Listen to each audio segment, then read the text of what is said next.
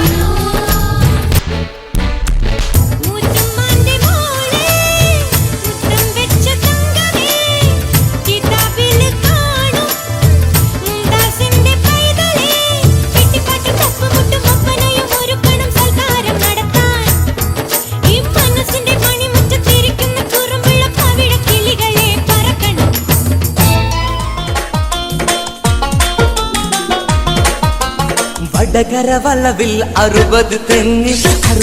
തെങ്ങിൽ 60 പൊത്ത് 60 പൊത്തി 60 നത്ത് നത്തിന് കണ്ണെത്ര